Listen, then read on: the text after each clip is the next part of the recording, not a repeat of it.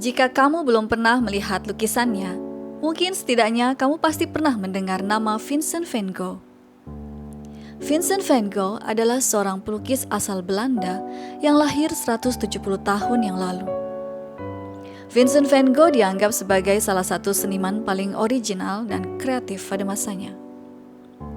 Kini lebih dari 300 sketsa, gambar, dan lukisan Van Gogh telah direproduksi untuk memberikan gambaran akan sosok Vincent van Gogh sebagai seorang seniman yang disebut jenius. Dan saat ini saya sedang berada di exhibition This is Van Gogh, The Immersive Experience di Singapura. Tenggelam dalam proyeksi digital 360 derajat ini, saya hampir seperti berada dalam pikiran-pikiran Van Gogh yang memberikan gambaran tentang apa yang ingin dicapai Van Gogh dalam setiap lukisannya. Ada ritme dalam sapuan kuas tebal yang menunjukkan energi akan alam. Penggunaan warna-warna kontras yang intens membuat karya-karya Van Gogh menjadi menggetarkan kehidupan. Dalam budaya populer masa kini, Vincent van Gogh seringkali digambarkan sebagai sosok seniman gila yang tersiksa dan depresi.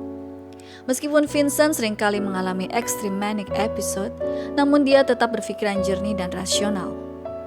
Vincent sangat cerdas dan banyak membaca. Vincent memiliki pengetahuan di bidang seni. Dia juga sangat fasih berbicara dalam bahasa Jerman, Perancis, Inggris, dan tentu saja Belanda. Vincent memiliki teman-teman yang seringkali dia temui atau dia kirimi surat, termasuk saudaranya, Theo, yang mendukungnya baik secara finansial maupun emosional. Sayangnya, Vincent terus berjuang untuk memahami tempatnya di dunia. Vincent Willem van Gogh lahir tanggal 30 Maret 1853 dan wafat pada tanggal 29 Juli 1890. Dia adalah pelukis pasca impresionis Belanda. Lukisan-lukisan dan gambar-gambarnya termasuk karya seni yang terbaik, paling terkenal dan paling mahal di dunia. Van Gogh dianggap sebagai salah satu pelukis terbesar dalam sejarah seni Eropa. Dia merupakan anak sulung dari 6 bersaudara. Putra dari seorang pendeta Protestan di Groot-Zondert, lukisannya yang beraliran post-impresionisme yang mewakili era spontanitas emosional dalam seni lukis. Dan Vincent adalah orang yang sangat muram, gelisah dan temperamental. Namun pengetahuan yang sangat luas ini dapat dilihat dari 700 surat yang dikirimnya pada saudara yang paling dikasihinya, yaitu Theo, yang juga bertugas sebagai manajernya. Surat-surat Vincent kepada Theo itu kemudian diterbitkan sebagai catatan kehidupan Van Gogh pada tahun 1911. Pada masa mudanya, Van Gogh bekerja pada sebuah perusahaan penjual karya seni, sebagai guru dan juga melayani sebagai misionaris yang bekerja di wilayah pertambangan yang sangat miskin. Pada usia 16, Vincent dikirim belajar ke Den Haag untuk bekerja pada pamannya yang merupakan rekan perusahaan internasional yang berdagang karya seni. Di sana ia belajar melukis pada Anton Mauve. Setelah gagal menangani klien, ia dikirim ke London dan kemudian berpindah-pindah ke tempat paman-pamannya yang lain. Sampai ia mengejutkan semua orang akan kemampuan berkhotbahnya, ia pun belajar di sebuah pelatihan Injil di Belgia.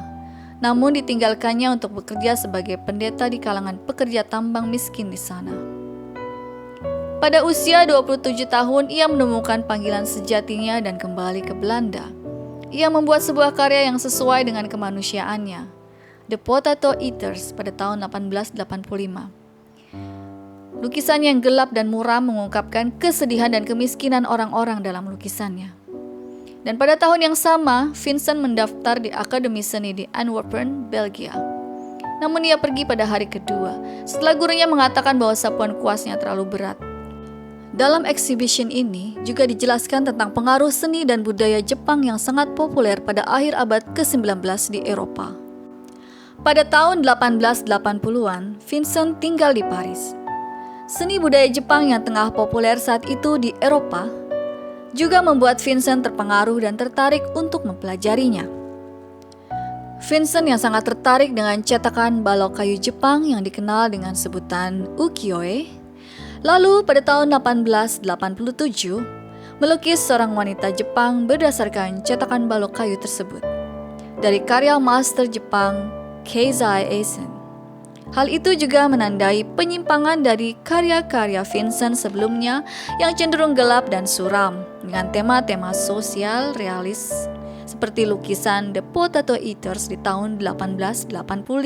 Vincent adalah seniman otodidak yang tidak memilih kuas sampai dia berusia 30 tahun.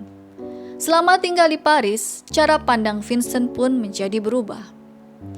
Gaya uniknya di kemudian hari telah terpengaruh oleh pelukis impresionis seperti Monet dan Pissarro. Begitu juga dengan teman-teman seniman lainnya seperti Paul Signac, Émile Bernard, Toulouse-Lautrec, dan Paul Gauguin yang akan tetap menjadi teman seumur hidup Vincent. Setahun kemudian, Vincent pindah ke Arles di selatan Perancis untuk menemukan utopianya sendiri. Sebagian besar mahakarya Vincent dilukis dalam beberapa tahun terakhir hidupnya ketika dia tinggal di Arles. Di pedesaan Perancis itu, Vincent hidup dalam kondisi yang sangat buruk. Begitu juga dengan kesehatan mentalnya yang juga sudah semakin buruk. Vincent yang tinggal di Arles harus berpisah dengan Theo yang masih tetap tinggal di Paris untuk menjual lukisan-lukisan Vincent. Saat berada di Arles, Vincent memutuskan untuk menggunakan warna-warna cerah dan mengungkapkan simbolisme dalam lukisannya tentang ladang-ladang, pohon-pohon, dan kehidupan pedesaan. Seperti dalam lukisannya Night Watch di tahun 1888 dan Starry Night di tahun 1889. Ketika berada di Arles, Vincent mengundang temannya yang sesama pelukis bernama Paul Gauguin untuk bergabung. Namun mereka bertengkar hebat dan Gauguin pergi. Vincent pun mengalami depresi berat. Rasa takut akan ditinggalkan sahabatnya itu membuat Vincent memotong telinganya sendiri setelah bertengkar dengan Paul Gauguin. Setelah memotong kupingnya sendiri dan mengalami halusinasi serta berbagai masalah psikologis, Vincent bertolak dari Arles untuk dirawat di rumah sakit jiwa Saint Paul de Moselle di Saint-Rémy, Provence pada bulan Mei 1889. Meski ditempatkan di ruang dengan jendela berjeruji besi, Vincent van Gogh tetap berkreasi. Dari berbagai lukisannya di sini, The Starry Night menjadi yang paling terkenal. Dilukis pada Juni 1889 di siang hari. Van Gogh mengandalkan memorinya untuk melukis pemandangan langit malam berbintang. The Starry Night memicu berbagai studi. Goresan putaran angin yang khas dari lukisan Van Gogh saat mendekam di rumah sakit jiwa ditafsirkan sebagai dari simbol alam semesta yang tak terhingga hingga halusinasi mental Van Gogh. Sejak tahun 1941, The Starry Night tersimpan di Museum of Modern Art, New York City, Amerika Serikat. Vincent van Gogh dibebaskan dari rumah sakit jiwa dan dipindahkan ke desa Auvers, 20 km utara Paris. Dan 2 bulan kemudian dia menembak dirinya sendiri. Vincent membutuhkan waktu 36 jam untuk meninggal, yang berarti Theo, saudara laki-lakinya, yang mendukungnya secara finansial dan emosional berada di sisinya ketika Vincent meninggal. Setelah kematian Vincent, Theo pun ikut putus asa. Selain menurunnya kondisi kejiwaannya, Theo juga didiagnosis dengan infeksi otak. Tak sanggup hidup lebih lama tanpa Vincent, Theo pun meninggal di usia ke-33 pada Januari 1891 di Den Dolder, tepat 6 bulan setelah Vincent meninggal. Sejak dulu Theo lah yang mendukung Vincent mengejar passionnya di bidang seni. Saat kejiwaan Vincent terganggu dan tak ada yang mau mendukungnya, Theo tetap mendukungnya secara emosional dan finansial. Dukungan Theo pada Vincent dan hubungan erat mereka dituangkan dalam pertukaran surat. Surat antara Theo dan Vincent. Surat-surat ini berhasil dikumpulkan dan diabadikan ke dalam sebuah buku yang berjudul The Letters of Vincent van Gogh. Mungkin Vincent hanya menjual sebuah lukisan sebelum kematiannya. Namun reputasi Vincent van Gogh telah diakui oleh rekan-rekan senimannya. Karya Vincent telah dipamerkan di pameran di Brussels bersama Toulouse-Lautrec, Cézanne, dan Renoir. Kebun anggur merah atau The Red Vineyard telah dijual dengan harga 400 franc. Dan kritikus seni ternama menerbitkan artikel tentang Vincent. Dan hanya 2 bulan sebelum kematiannya, 10 karyanya dipamerkan di pameran besar di Paris yang dihadiri oleh Presiden Prancis. Vincent van Gogh telah berada di ambang kesuksesan. Sayangnya Vincent telah bunuh diri.